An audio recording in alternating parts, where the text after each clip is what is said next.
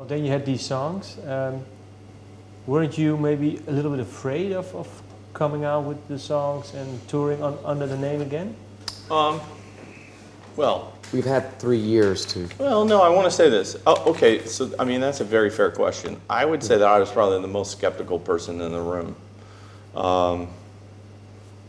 Less to do with what other people would think, but just for myself, I knew that there was a certain bar to being a live record and to writing live songs, and unless we reached that bar and in fact climbed over it, then we probably wouldn't have put it out. I mean, we worked, as Chris just started to say, for 3 years, really behind the scenes, putting this together.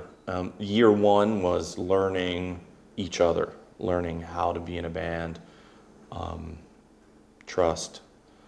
And then in the year two process, we put the band on the road because I do believe that bands prove themselves on the road. It's not about the studio. And so we did 9 weeks crossing America as a part of the Summerland tour, thanks to Art and the guys from Everclear. They took us out. And during that time period, anyone that watched the tour, that saw the first show compared to the last show, watched the band congeal and come together. And then as soon as we had that, that was where it was essential to pull Jerry back in the studio and Tom Lord-Alge and everybody and capture it. So what you hear on the record, even though we were writing all throughout that entire 3 years, it's like we put lightning in a bottle. I think Chuck Gracie did his drums in under a week. Mm-hmm. I mean, it went very fast. Like once the songs were lined up, it went very quick. Even your vocals went down quick. But it took a long, long time to get there. And then I buried the record and didn't listen to it for quite some time just because I wanted to get some distance to it. And not all that long ago, just a couple weeks ago, I listened to the record for the first time front to back, and I said, yeah, this is a live record. Were you afraid maybe of being compared to Ed or not living up to no. How he sang the songs? No. Okay. I'm wired different, I guess. I don't look at it like that. I mean, I don't. There is no other Ed, but there's no other Chris. There's no other Shannon Hoon. There's no, I'm a unique guy. I'm not gonna sound like Ed because I'm me. Yeah. But I can have the spirit. Yeah, but people will compare you. Well, sure they will. Yeah. But I mean, that's gonna happen.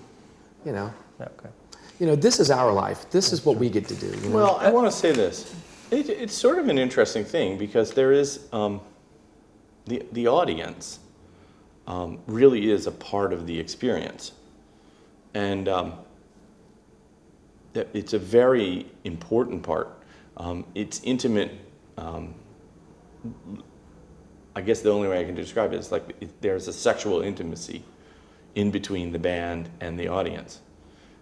And hopefully it's never the same twice. Well, let me say this. Hopefully it's always changing and evolving, When I'm singing the old songs, I don't ever think of it like I got to sound like Ed, but what I do feel like is like this is awesome. Like I'm like we're playing this song. Like that's how I feel, and I think that's what the crowd reacts to. Is like, yeah, he's in the room with us too. Like it's I'm enjoying it as much as I hope they are. Like remember how badass this song is? Yeah. Boom, but kick into it, and there's an element of like, come on, this is fun. When during the recording of the album did you come up with the name, the album title, The Turn? Well, Siren's Call was originally called The Turn. Oh. That was the name of the song. And then I think Jerry might have suggested, or was it you? No, Jerry suggested that we call the record that. Well, the song, Siren's Call, on the demo tape that I had, it was just titled The Turn. So it's been called that ever since I wrote it. And when I wrote that down, I had been, I got involved with independent films, and I'd been producing independent films. And I was working with a gentleman that worked on screenplays, writing screenplays. And he was working on an idea that I'd concepted, and he was actually writing it. And he said something about, well, we'll have to introduce this character before the turn. I looked at him and said, I'm sorry, what's the turn? And he said, it's the end of the second act before the third act. It's sort of like that aha moment where you go, oh, I know. And now I get what's going to happen. And then the third act is resolution. And as soon as he said that concept, I was like, oh, wow, that's brilliant. And so if you think about it, that demo probably was, I don't know, 1997, 1998. And I, literally, it was in a duffel bag full of old cassettes, and I pulled it out, and that's where I found it. But having said that, I thought it was so fitting for the story of what happened with Live that, I really did think that we would be the band that sailed off into the sunset, the original 4 members and all that stuff. I certainly never envisioned this version of the band. And I think that our big aha moment was, well, Live can come to an end. It doesn't really have to go on forever. I mean, keep in mind, we were 13 years old when we started the band, so it's all we knew. So it definitely rocked our world in some way when it came to an end. And then it's also so refreshing when you get it back. I mean, I thank Chris all the time. I'm like, you helped me get my band back. I love the feeling of playing. And I have to stop within a few questions, but there's two questions I still have. Do you still speak to Ed? No, I don't. I'm not on speaking terms with Ed. We have occasionally texted each other, pretty lighthearted text messages. So I don't think that the bond will ever break. There's so much love and so much respect for the history and the heritage that we have to do together. So there's definitely, there's still love there. And we definitely wish him well in his career and his endeavors. And he repeatedly said that he wrote all the songs. And now you told your story of how you contributed less and less. Must have heard him saying that, or not? I just want to say, perception is truly the eye of the beholder. And so his perception is his and mine is mine. I certainly don't want to make the divide any deeper, but I think it's pretty easy to kind of tell the songs that I wrote and the songs I didn't, to be honest with you. I think my work stands for itself. But why not? I don't want to make the riff more deeper with it. So let's park that. But why not claim more of the songs that you wrote? Claim more of what you did yourself. What's interesting that you say that. My job and my goal in Live was to be exactly 25%, no more, no less. So I prided myself on my quarter contribution, no matter what that came from. But diehard Live fans know that, like a song like "Damn It Otter Creek." I mean, that's akin to Lakini's Juice, which is akin to White Discussion, which is akin to Siren's Call. There's a certain sonic thing that I do, and if you can't listen to a Live record and tell that, then that's on the average listener. No, but do you know what I mean? I mean, yeah, sometimes there are people who say, "Well, this is my song. This is mine." Yeah. Look at me. You are. Well, there's different kinds of people. I want to say Ed is a bit more outspoken about that stuff. Yeah, I want to say this. What's the point in arguing over it? Well, but hold on. But I want to say this.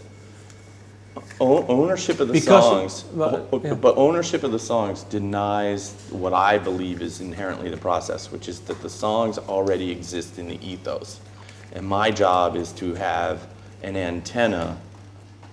It just so happens in my case that happens to be when my guitar is on, but to have an antenna into the world and to sense those songs and try and sketch them out as quickly as humanly possible. So while there's copyright law and all those type of things, I really never felt like they were my songs anyway. No, but the thing is, the perception of the public. When I researched the songs, I knew that you wrote more. But since I did my research, I knew. But before I did my research, I thought he wrote all the songs. Yeah. And that's what I mean. I mean, it's not like saying that you did all this great work, but it's just about fairness. Do you know what I mean?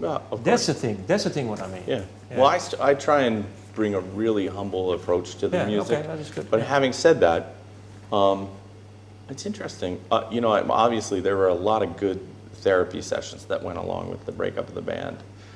And it's funny because I originally went for so many other reasons than the band. I went for personal stuff. of course, we're in therapy and we start talking, well, so tell me about Ed. I'm like, oh no, here we go.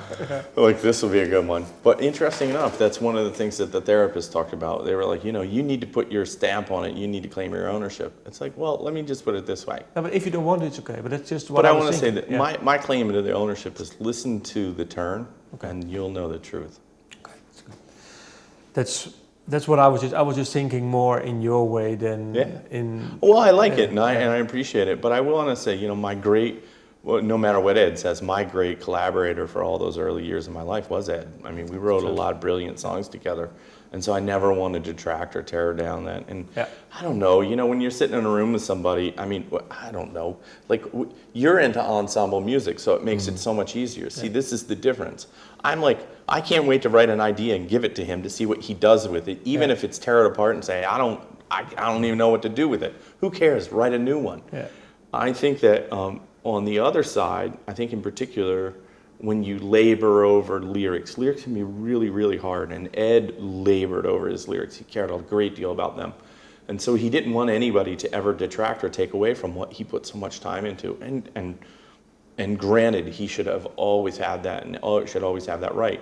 But I think at some point when somebody else alongside you starts to get credit for that, or they feel like they've been taken, and then you have a tendency to start putting your stamp on it. It's mine. Okay. It's mine. And you don't have it. Yeah.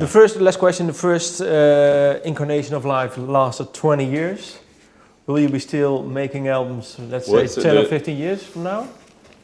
A question for you. What are your thoughts on this band?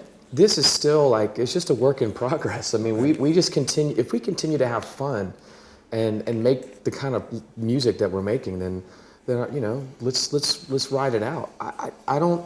I think we're too realistic and mature to put any sort of, you know, odd dates or how, you know, there's just no way of telling. I mean, because you know, these guys all have families and there's other things in tow here. You know, they've been doing this a long time. One of the things that I made a promise to myself that I would never let the music get cheapened again. That whether it was the length of how far we went on tour, for example, when a band is on tour, there's just enough tour dates that you get in a groove and the shows are really good, and then you can tour for so long that like you're tired and the shows lose their energy. I don't ever want to do that again. And the same could be said for making records. Like there has to be a real energy to birth something new. To, you know, when I talk about that antenna, like it's a lot of work putting up the antenna. And we're in a great situation where we don't have to. You know, we don't. Because of the back catalog and because of we've all experienced success on the stage and off the stage. Okay. So I mean, we're very lucky in that way. Thank you for your time. Of course, thank you so much. Man. Thank you. Right on. Actually, I think that your questions were really one of the reasons why I wanted to go there so much is because I think that they're good questions for the fans to hear. Okay.